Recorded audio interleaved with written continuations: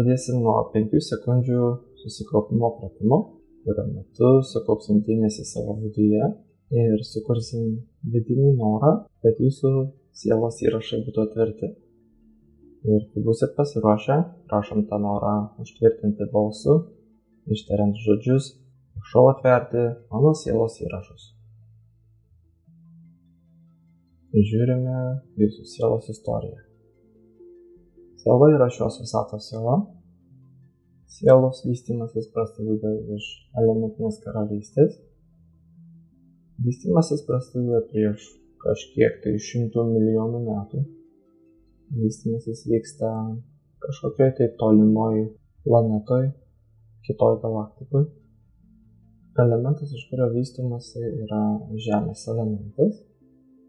Toj planetoj panašu, kad nėra labai gyvybės, yra tik tais tokia, visur Žemė, bet toj Žemėje yra labai stipri kažkokia, bakteriologinė gyvybė.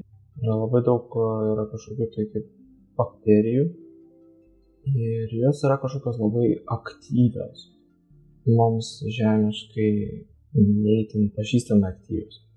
Ir reiškia, jos turi tokią tendenciją, kad jos gali suformuoti kažkokius tai kaip sąmonės junginius ar kažką tai panašaus. Ir kas gaunasi tai, kad sunku dabar tiksliai pasakyti, kaip tie procesai ten vyksta. Yra kažkokios kaip elektromagnetinės srovės toj planetai, kurios iš esmės įtakuoja tas bakterijas. Ir yra kažkokie kaip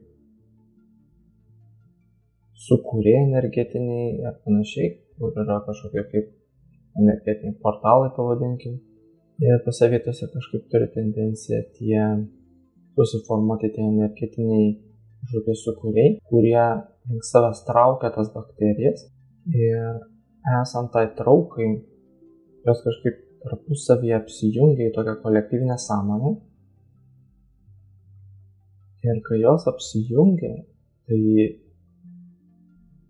toj vietoj, kur atsiveria tas portalas, nes jie kažkaip ten irgi dinamiškai atsiveria. Toj vietoj tos bakterijos kažkaip tarpusavyje susijungia ir jos įeina giliai kažkaip labai į žemę. Ir jos kažkaip yra labai susijusios su ta žemė, nes ta žemė tai toks vienmolis kažkoks. Ir reiškia, jos suaktyvina tą žemę ir ta žemė pasidaro to vietoj gyva. Ir iš esmės jinai pavirsta į kažką tokio, ką galėtume pavadinti kaip kažkoksai kaip molinis gnomas ar kažką tai panašaus, ką mes galėtume įsivaizduoti. Tai žinoma, tos formos jos būna skirtingos, bet esmė tokia, kad ta forma iškyla iš žemės ir jinai pradeda animuotis, jinai įgyja gyvybę, pradeda judėti, pradeda daryti kažką tai, gal neturi labai didelių poreikių. Bet esmė yra tokia, kad jūsų siela tokiu būdu susiformavo per vieną tokį procesą ir susiformavo tas molinis gnomas. Ir jinai pradėjo judėti tą formą. Ir dar kas įdomu toj planetai, kad jinai turi kažkokių aktyvumo ir pasyvumo fazių susijusių su Saule. Tai reiškia, yra tokios fazės, kai formuojasi tos formos, paskiau ta planeta kažkaip nusukasi, bet ten labai ilgai trunka tas sukimasis. Mes įsivaizduokim, kaip pas mus yra žiema ir vasara. Tai žiemą, sakykim, tos formos formuojasi, o vasarą tada, kai pasisuka kažkaip arčiau į Saulę, tada tos formos pradeda stingti ir pavirsta į kažkokias tai figūras. Ir kažkaip taip sustingsta ir tada taip gaunasi keistai, kad vėlgi, kai ateina žiemos laikas, vėl formuojasi tos naujos figūros ir jos jau yra įtakojamos tų anksčiau suformuotų statulų, kurios yra kaip išdegtas molis gaunasi. Tai toks kažkoks labai keistas reiškinys, bet kas vyksta iš esmės, tai kad kai ta yra išdegama ta viena figūra, tai jinai kažkaip užšaldo tą, ar sakykim, gal tiksliau kristalizuoja tą sielą į vieną junginį, kuris buvo kaip tų bakterijų kolektyvinė sąmonė į vieną suformuoja, kai vyksta tas išdegimas. Ir tam susiformuoja siela ir jai susiformavus, tada jinai tampa iš esmės kaip vientisa siela, bet jinai būna tokia pasyviai forma, nes niekas kaip ir daugiau nebevyksta. Ir pati siela jinai nežino, kuo jį galėtų užsimti, ką jinai galėtų daryti. Dėl to jinai tiesiog paprasčiausiai yra savo kažkokioj tai statiniai būsenai ir iš esmės nejuda, jinai tiesiog, kaip laukia kažko.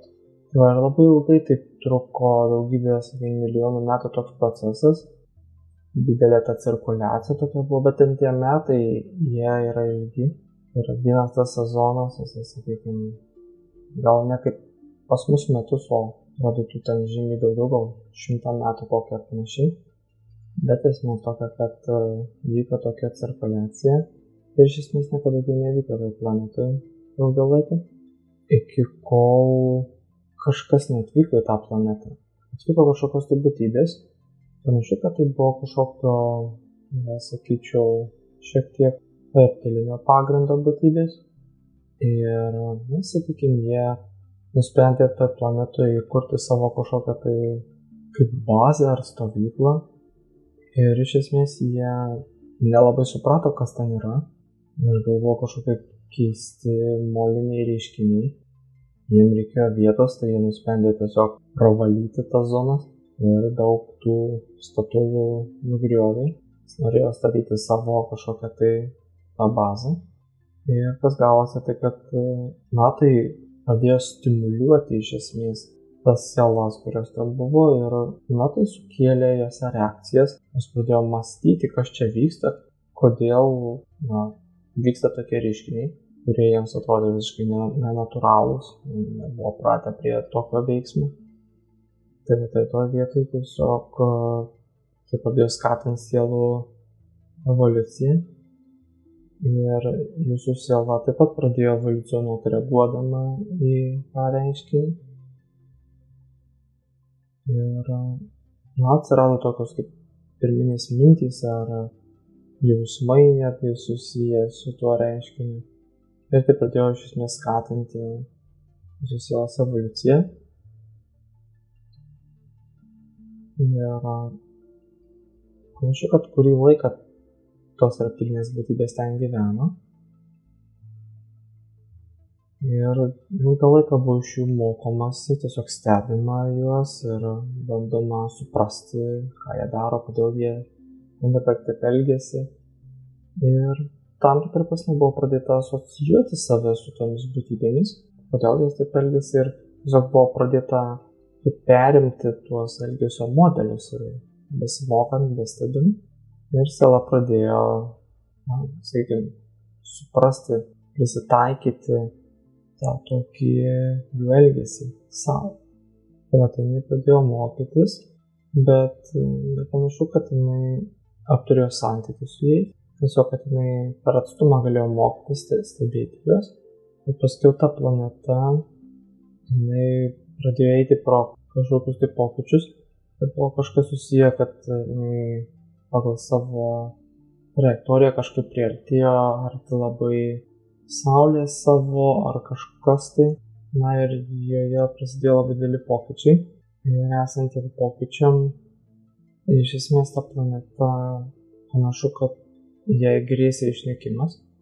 Ir tai buvo tam tikras momentas, kai sielas ten buvusios suformuotos, jos pradėjo suprasti, kad arba jos turi priimti tą faktą, kad jos turės kažkaip išnykti, arba jos turi turi suprasti, kad jom reikia išsilaisvinti iš tos formos, tos molinės formos ir išvykti iš tos planetos. Ir šitoje vietoje tos reptilinės būtybės, kurios ten gyveno, jos išvyko savo erdvėlaivį ir jūsų Zelda kažkaip įkvėpta irgi tos idėjos, kad atėjo žiūrėkime ir išvyko. Jūsų Zelda irgi nusprendė, kad jie reikia išsilaisvinti ir iš tos savo formos atvažiuok išvykti. Tai nusprendė išvykti ir išvykus jinai pradėjo iš esmės keliauti. Ir jos idėja buvo pamėginti ieškoti būtent tų reptilinių būtybių, su kuriomis neturėjo ryšį, bet jinai kaip ir nelabai žinojo, kur jų ieškoti. Tai jinai tiesiog nusprendė, kad jinai jų ieškos, nes jinai nežinojo, kad egzistuoja kažkas daugiau. Tai jinai ieškojo tų būtybių, bet jinai jų kaip ir nelabai rado, bet jinai pradėjo rasti daug visokių kitokių būtybių, kurios visi gyvena ir paskui daug laiko praėjo tose paieškose ir kaip ir turbūt pasimiršo tos originalios paieškos, bet buvo atrasta daug visokių kitokių būtybių ir civilizacijų ir galimybių. Ir tie dalykai pradėjo dominti ir Sala pradėjo iš esmės suprasti, kad gyvenimas yra žymiai, sakykime, įvairiapusiškesnis, negu atrodė pradžioj. Ir šitą vietą tiesiog Sala pradėjo gilintis į dalykus ir pradėjo savo tokią egzistencinės prasmės kelionę, kur ieškojo, kaip sakant, prasmės egzistuoti. Ir daug labai buvo taip apkeliauta. Panašu, kad milijonus metų buvo taip keliauta tiesiog stebint dalykus. Bet į nieką kažkaip nebuvo įsitraukta. Ir galiausiai buvo atvykta panašu į mūsų kaimyninę galaktiką. Prieš kelis milijonus metų į Andromedos galaktiką. Ir čia buvo kažkaip pastebėta labai tokia įdomi dinamika, kad čia gyveno labai daug skirtingų rasių vienoje vietoje. Ir tarp jų tokia buvo įdomi labai, sakykime, judri energija, kur yra šiek tiek nematyta, nes ganėtinai mūsų visatoje yra gan tam tikra tokia, sakykime, sektorinė tvarka, kur skirtingose visatos sektoriuose gyvena tik vienokio ar kitokio tipo būtybės ir kaip jos tarpusavy per daug neturi santykio su kitom būtybėm ir dėl to tarp jų nėra kažkokių labai judrių dinamiškų energijų, nes visi daug maž yra panašaus mąstymo ir kaip ir nėra vietos jokiam nesusipratimam. Bet štai Andromedos galaktikoje čia yra energijų sankirtos taškas, kur yra daug skirtingų visokių būtybių ir yra tokia judri dinamika, nes reikalinga politika, reikalingi kažkokie tai sprendimai, kad visiems daugiau mažiau būtų gerai, kad visi susigyventų ir sutartų.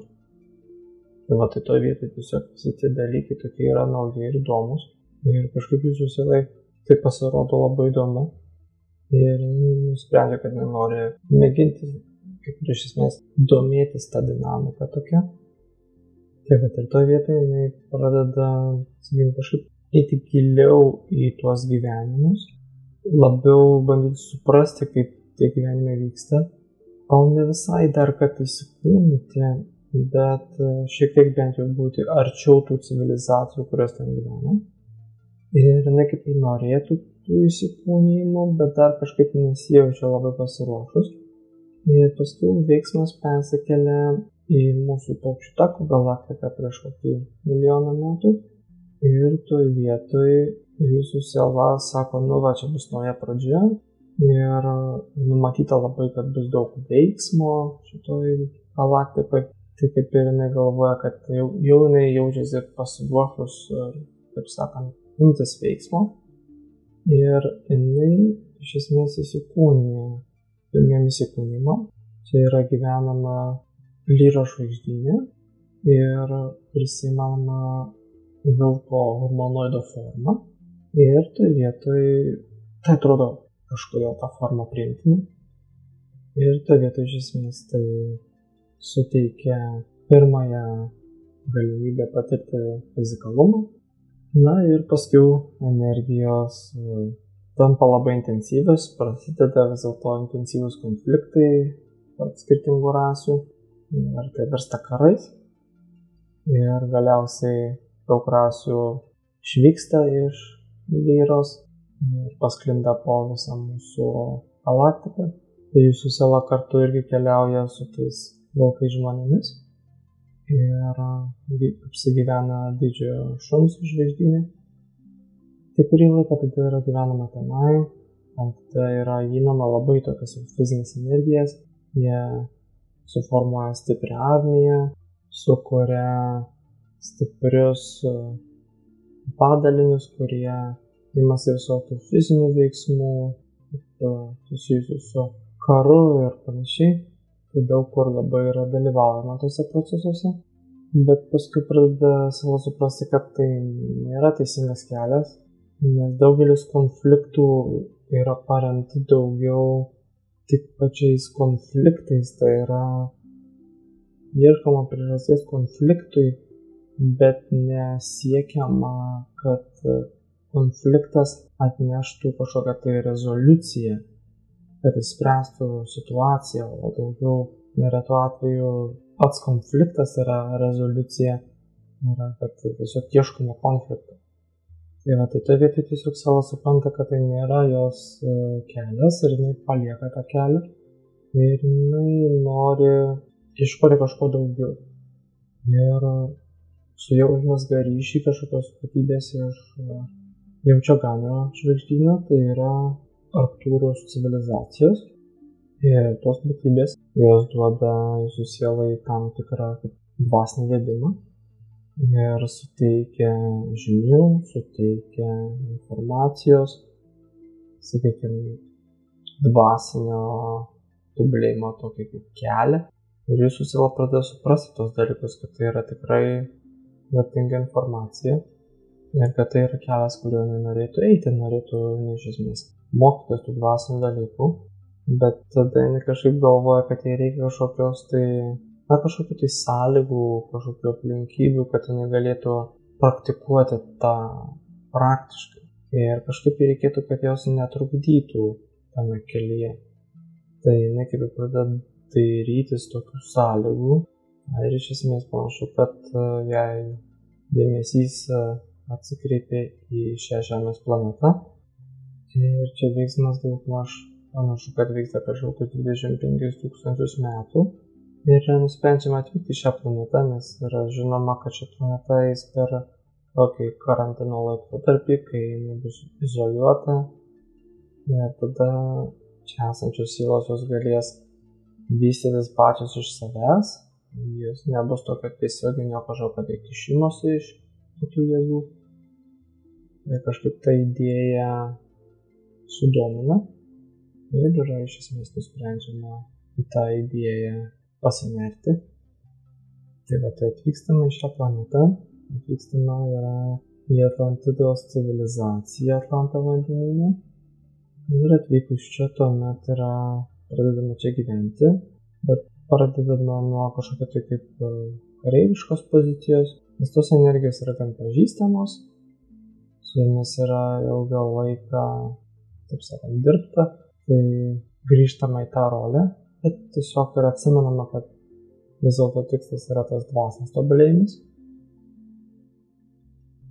Tada ir kurį laiką iš esmės yra gyvenama šitoj roliai. Daugmaž yra kažkoks tiesiog kaip dirbama kažkokiu apsauginiu vadinkime ar kažkas tai tokio, kur yra tiesiog saugo teritoriją Atlantidos. Tai ilgą laiką dirbama taip ir tada po kiek tai laiko ta civilizacija eina per pokyčius prieš panašiai 12,5 tūkstančių metų ir nenuskęsta. Tai tada ta civilizacija yra paliekama ir siela žiūri, kur jinai galėtų rasti kažką tai panašaus į tą buvusią civilizaciją. Ir tada persikėlė pirmiausiai į Egipto civilizaciją, kur buvo Atlantidus kolonija. Kai kurį laiką gyvenama tenai, nes ten yra šiokių tokių panašių modelių, kaip veikia Atlantida. Ten irgi yra dirbama kažkokioj tai kaip gynybos srityje.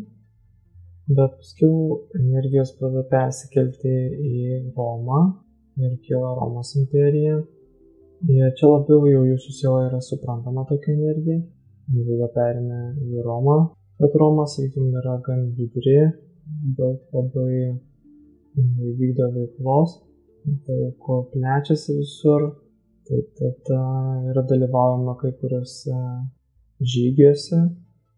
Ir tai iš tikrųjų jūsų siela nelabai patinka, nes vėlgi yra pamatoma panaši tokia tendencija, kad ta Romos imperija tariamai jinai kaip ir sako, kad nori gero, kad jinai ateina kaip čia kažkoks gerietis, bet žinoma, kaip ir matosi, kad tai nėra tiek jau ten gerai, kaip yra tai pateikiama. Yra nusprendžiama atsisakyti visiškai to tokio kelio, yra kareivio kelio ir eiti kažkokiu intelekto keliu, nes yra nemažai galimybių, yra raštas ir yra mokslas. Tai tiesiog nusprendžiama verčiau kažką tai studijuoti, kažką mokytis. Nemažai gyvenimo yra paskiriama studijoms, studijuoti raštus kažkokius, bandyti įvairių mokslų mokytis, gal kažkas tai sudomins ir panašiai. Tiesiog Romos imperijoje yra tokios galimybės. Tai kažkiek gyvenimų yra skiriama tiesiog studijom, mokslam. Ir bandoma eiti kažkokiais tai keliais, ar tai bandyti kažkokią tai kaip farmaciją, kažkokią tai, sakykime, studijuoti ar mokytis, kaip gal gydyti žmonės, ar gal eiti kažkokią lyg ir politiką bandoma. Tiesiog daug kas yra bandoma, nes suprantama, kad reikia daryti kažką tai, kad nereikėtų daugiau eiti į armiją, nes nori grįžti į armiją. Ir tada tai tiesiog siela bando daug ko užsiimti, kad iš esmės išsisukti nuo tarnavimo armijai. Ir toj vietoj iš esmės kai kurie tai dalykai gal sėkmingesni, kai kurie gal nelabai. Paskiau, kai prasideda iškilti katalikiškas judėjimas, tai tada vėlgi labai suaktyvėja kariniai veiksmai, prasideda tie kryžiaus žygiai ir vėlgi labai sustiprėja tendencija, kad gali tekti eiti į karą. Tai jūsų siela tada mato, kad vienintelė išeitis kaip išsisukti nuo tarnavimo armijoje, tai tada reikia eiti iš esmės reikia tapti kunigu, nes arba kariauji, arba šventini. Buvo toks pasirinkimas tuo metu. Tai kiek kurį laiką tada buvo dirbama kunigu. Ir vis dėlto visi teko šiek tiek pakeliauti su tais kryžiaus žygiais. Bet tai nebuvo labai daug. Bet tuo pačiu tai buvo galimybė pakeliauti po Europą. Ir paskiau situacija tapo ramesnė, nebuvo tokio didelio spaudimo ten, sakykime, žygiam, tai tada tai jūsų siela pradėjo ieškoti kažkokios ramesnės veiklos ir pradėjo daug vystytis prekybą ir tiesiog buvo nuspręsta eiti į kažkokią tai prekybą. Tai buvo pradėta daug prekiauti, daug keliauti visur ir daug pat ir vidurio rytus buvo keliaujama ir Europą, daug laivais keliaujama, daug nemažai kur buvo gyvenama, mažai čia gal labiau kaip Ispanijoje, kokiai buvo gyvenama ir daug keliaujama laivais labai visur. Ir panašu, kad daug tai buvo labai apkeliauta mūsų pasaulio. Taipogi tuo laikotarpiu buvo atvykta ir į Baltijos kraštus, tai irgi buvo kažkokie tai prekybiniai tikslai. Tai toje vietoje tiesiog taip buvo keliaujama ir panašu, kad tai užmezgė ryšį su Lietuvos teritorija Ir čia dabar su Lietuvos teritorijoje kažkaip yra sudėtinga tiksliai pasakyti, kodėl vis tik buvo nuspręsta dabar, tarkim, šitam gyvenime čia gyventi. Atrodo, kad tai buvo kažkokios kelios aplinkybės, kurios link čia vedė, bet netrodo, kad tai buvo kažkokios labai esminės aplinkybės. Tai sunku suprasti, kodėl tiksliai buvo čia nuspręsta gimti. Daugiau atrodytų, kad tai buvo tiesiog noras atvirkštinė prasme, buvo noras atsitraukti nuo kažkokių tik buvusių gyvenimų, kažkas, kas buvo ilgą laiką daryta ir kur ilgą laiką buvo kažkur atgyventa.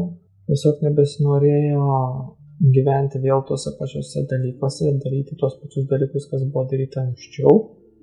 Idėja buvo, kad reikia kažkur atsitraukti.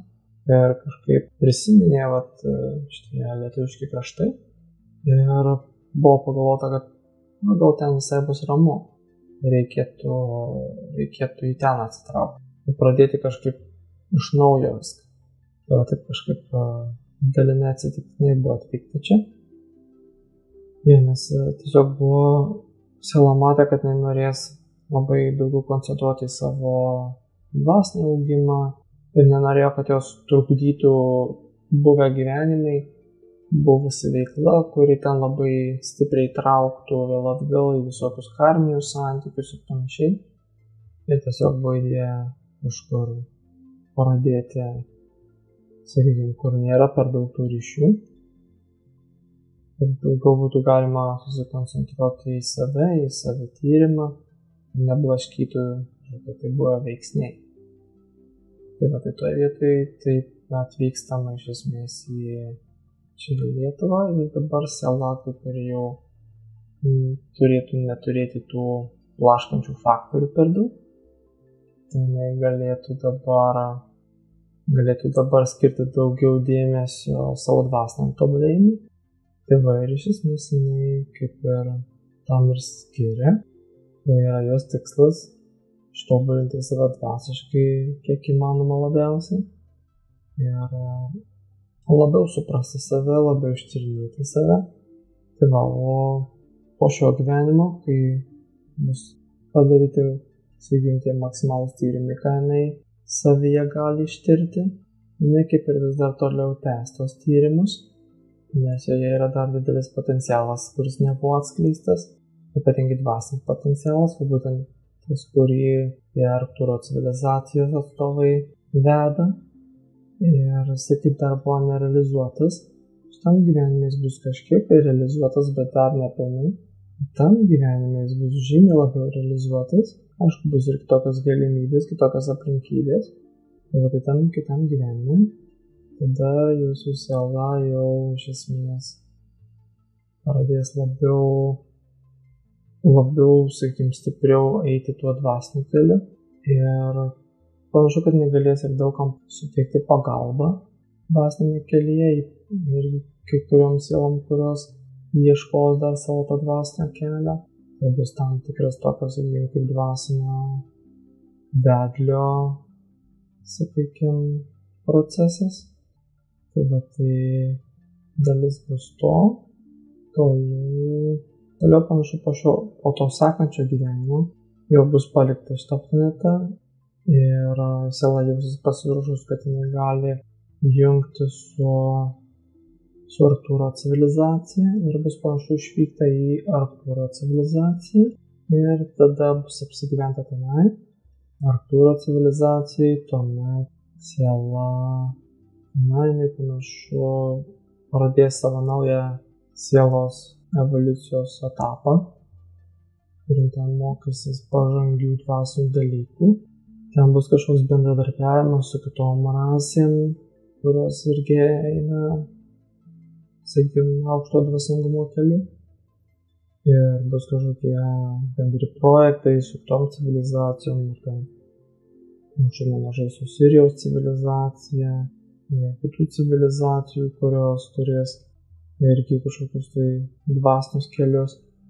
Ir bus daug labai tokio bendradarbiavimo, kaip bendri projektai, bus kažkoks bendras dvasinis projektas tarp skirtingų rasių, kad jos apjungtų savo skirtingus dvasinius patyrimus ir formuotų kažkokią tai, sakykime, bendrą kolektyvinį dvasinį evoliucijos kelią.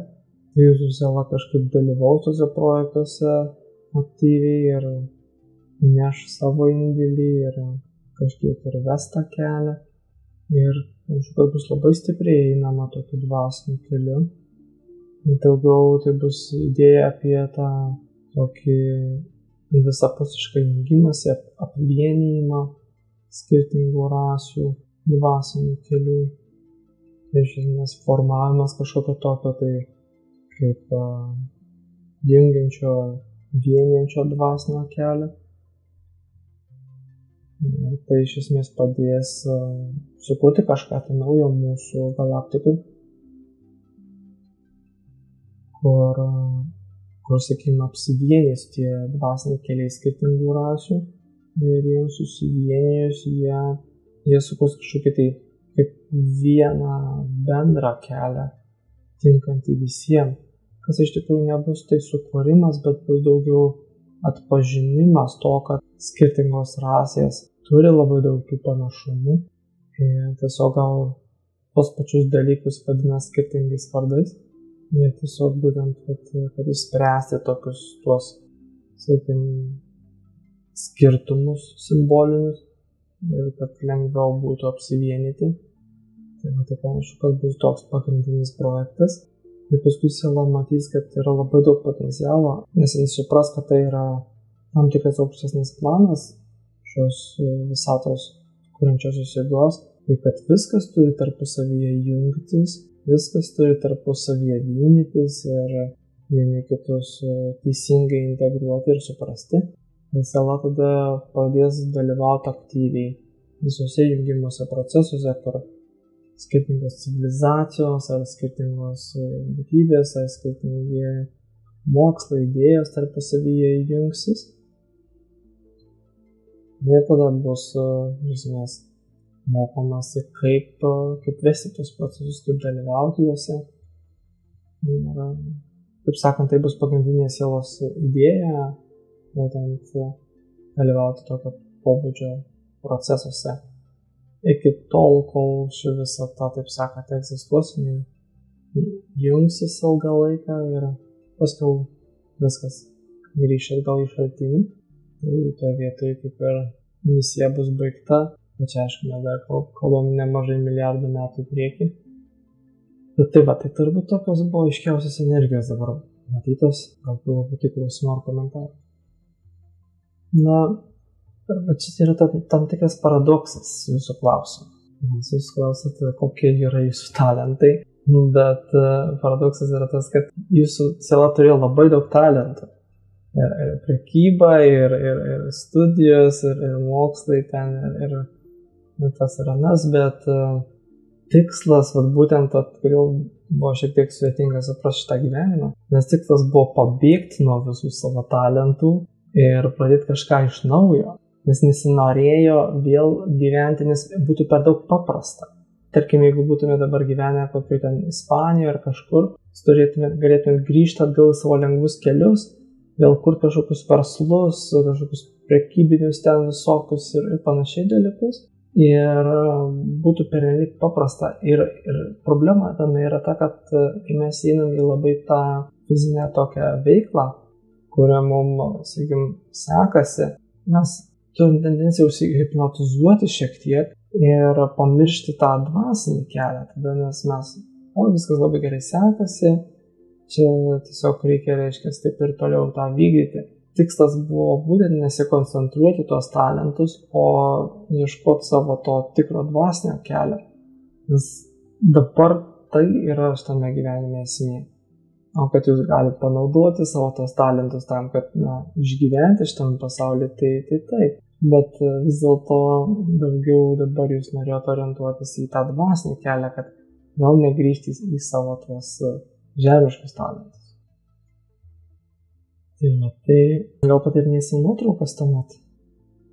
Tad nuotraukose dabar pirma nuotraukoje yra vyriškis su megztiniu ir telefonu. Sūnus. Šitas sūnus yra... Tai čia yra šiokia tokia karminė energija. Kažkada dėl kažkokios priežasties, čia buvo praeitame kažkuriame gyvenime, turbūt ispaniškame gyvenime, buvo kažkoksai, jis buvo kažkoks prekybininkas ir kažkoks buvo, sakykim, gatvėje berniukas benamis ir jam kažkodėl tai parūpo jisai, nusprendėt jį priimti, jį ugdyti, mokyti ir, kaip savo vaiką. Ir iš esmės jisai prie jūsų užaugo. Buvo kažkokios aplinkybės, kodėl jį priėmė, tai kažkas tai buvo panašu, kad susiję, kad jums buvo sudėtinga gal savo vaikų turėti, buvo kažkokios aplinkybės ar kažkas tai. Ir tiesiog taip gausi, tai jūs jį priėmėte ir nusprendėte jį mokyti. Ir jisai gan nemažai paaugo. Ir šitam gyvenime jis nusprendė grįžti pas jūs. Jis tiesiog nusprendė, kad jisai nori toliau su jumis augti, mokytis iš jūsų. Tai jūs jam esate tam tikras kaip ir gyvenimo būdo mokytojas. Ar sekančiai nuotraukoje yra mergina su žaliu švarkeliu. Dukra. Šita dukra savyje turi kažkokių tai dvasinių energijų. Tai jinai yra kažkoksai, nėra gan reikalingas faktorius buvo jūsų gyvenime, jinai atnešė kažkokią tai dvasinę energiją ir jinai iš esmės pažadino jumise kažkokius tai dvasinius dalykus. Ir tie dvasiniai dalykai iš esmės paskatino jūs daugiau eiti tuo dvasiniu keliu. Ir jinai buvo tam tikras kažkoks budinantis, katalizuojantis faktorius skirtas pažadinti jūsų dvasinį kelią. Tai jinai turėjo ateiti arba jinai, arba čia nebuvo konkrečiai, kad jai reikėjo ateiti, bet kažkas turėjo ateiti, kas turėjo jūs pažadinti dvasiniam keliui, paskatinti. Tiesiog taip sutapo, kad tai buvo jinai, bet galėjo tai galbūt būti ir kažkas tai kitas. Sekančioje nuotraukoje yra moteris ant kėdės. Jūsų gyvenimo partnerė. Ši moteris yra, panašu, kad jinai su ja yra pažįstama ilgą laiką. Atrodytų, kad jinai irgi yra kažkaip susijusi su dar tais vilkų žmonių civilizacija. Greičiausiai jinai irgi buvo iš tos civilizacijos. Gal nebūtinai, bet bent jau iš tų laikų yra pažįstama, kai jūs buvo toj formai ir tuo laiku susipažino su ja. Ir šiaip iš esmės jinai nemažai gyvenimo yra kartu su jumis ir jūs visus sutinkat ir jinai kažkaip sutinka vis jūs lydėti, sutinka padėti jums, palaikyti jūs. Tai kažkaip jos tas palaikymas yra jums vertingas, bet kažkodėl jai taipogi tai atrodo, kad tai yra labai reikalinga veikla, sakykime. Jai pačiai reikalinga kažkodėl tas faktas, kad jinai gali jūs palaikyti ir būti su jumis, tai jai tai yra labai vertinga. Bet tai taipogi vertinga ir jums. Tai kažkaip toje vietoje jūsų tokia artimos sielos, sakykime, netgi turbūt reiktų vadinti kaip sielos šeima. Labai ilgą laiką jūs esat kartu. Šitoje vietoje, sakykime, retesnis variantas, retesnė kombinacija, kad taip ilgą laiką sielos kartu būtų. Sekančia nuotraukoje yra moteris čia prie stalo su daug indų. Mama. Šita mama. Čia nesimato labai kažkokių konkrečių ryšių. Apart to, kad iš tikrųjų jinai turėjo jums skolą. Čia yra vis dėlto karminė kažkokia energija. Jinai yra kažkada buvusi, sakykime, nesąžiningas žmogus. Ir jinai jūs yra apgavusi ant nemažos pinigų sumos. Ir jums kažkaip nepavyko susigrąžinti tos skolos. Ir, kažkaip buvo jums apmaudu dėl to, kad nepavyko susigrąžinti tos skolos. Ir buvo galvojama, kaip būtų galima atsiimti tą sumą. Ir šitoje vietoje panašu, kad čia buvo vienas iš tų faktorių, jūs norėt kažkur išvykti, naują gyvenimą pradėti. Ir buvo šita moteris, dabartinė, kuri turėjo tą dvasinę skolą jum, karminę skolą tiksliau. Ir būtent kadangi jinai galėjo būti jūsų mama, tai jinai turėjo jūs auginti ir panašiai. Ir tai buvo metodas susigrąžinti tą skolą. Tokiu būdu jinai grąžino tą skolą iš esmės. Ir sekančia nuotrauka yra vyriškis su kostiumu, brolis. Tai šitas brolis, su juo yra ilga ir istorija. Jisai yra buvęs kažkada tai kažkoksai žmogus, kuris yra jums stipriai pakenkęs. Reiškia, čia buvo kažkada dar Romos imperijoje ir jūs ten bandėte eiti į politiką ar kažkur tai. Ir jisai, kažkodėl jūs matė kaip labai didžiulį priešininką. Nors ten nebuvo pas jūs to priešiškumo, bet jisai kažkaip buvo labai gilioj baimiai. Jis matė tiesiog jūs kaip labai stiprų žmogų ir bijojo jūsų labai. Vėl jis nusprendė jums pakenkti, galvodamas, kad tokiu būdu išvengs problemų. Tai va, tai kas gavosi finale, kad iš esmės jis jums sugebėjo pakenkti kažkaip, sugadinti jūsų politinę karjerą. Aišku, paskui ten buvo išaiškėję visi tie dalykai, kad jisai jums pakenkė. Ir jis turėjo prisimti atsakomybę už tai, jam buvo kažkokia tai teisinė atsakomybė. Ir jums buvo kaip ir galima toliau grįžti vėl į savo veiklą.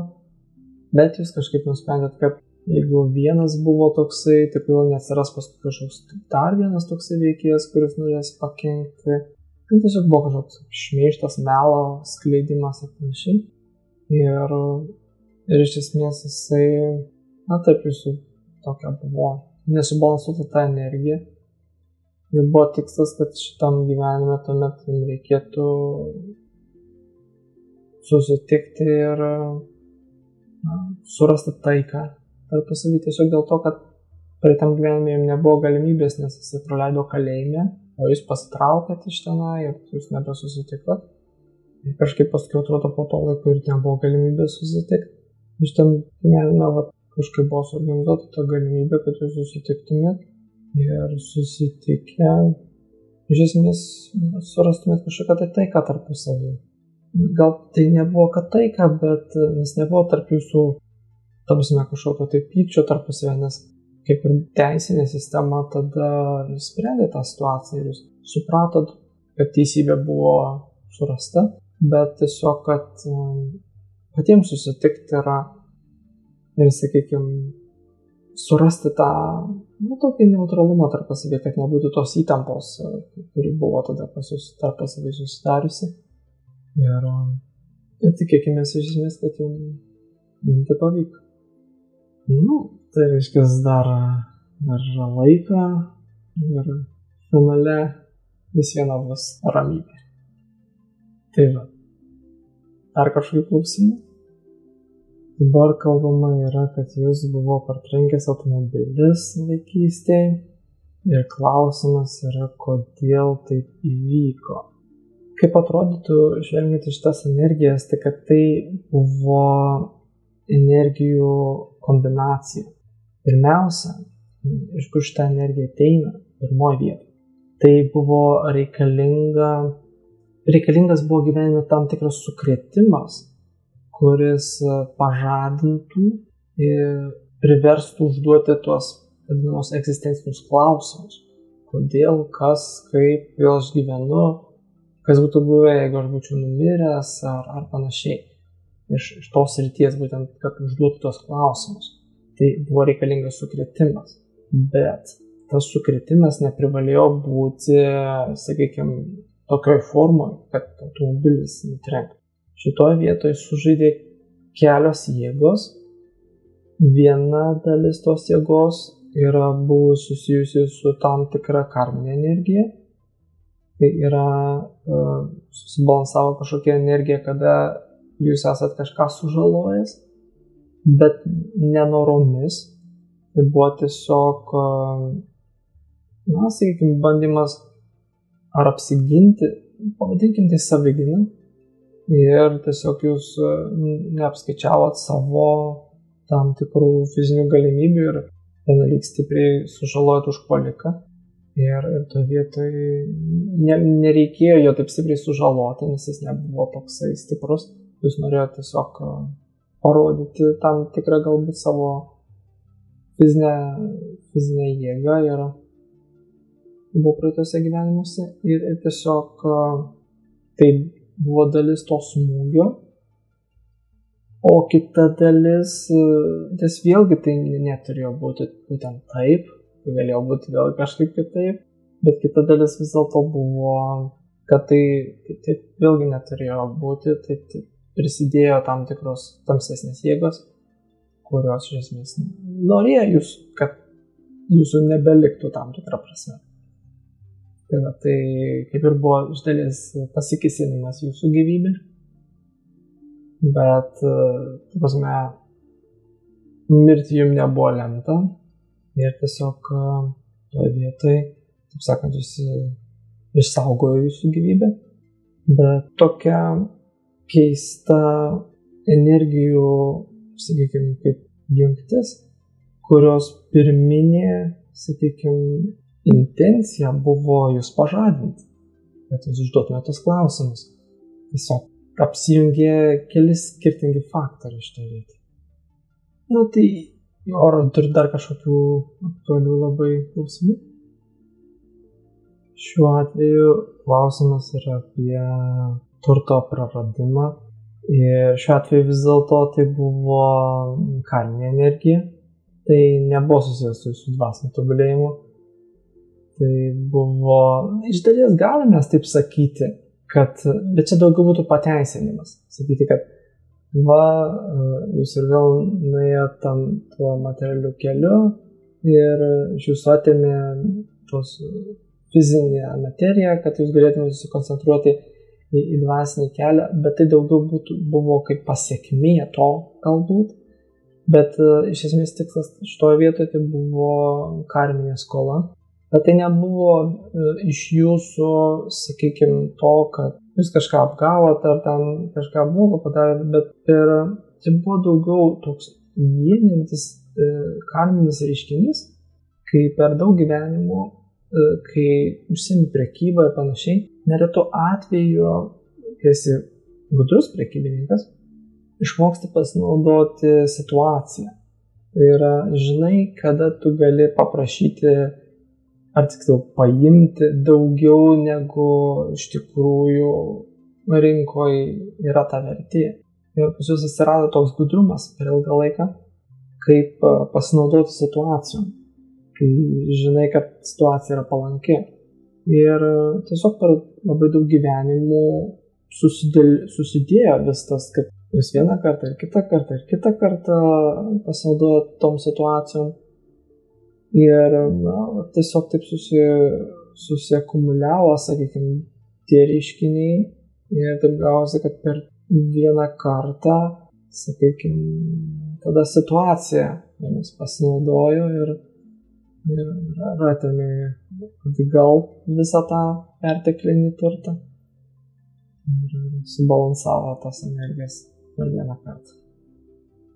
Turbūt beliko tik tais padėkoti už galimybę pabendrauti ir tikimės, kad pavyko kaip nors pasitarnauti pokalbio metu.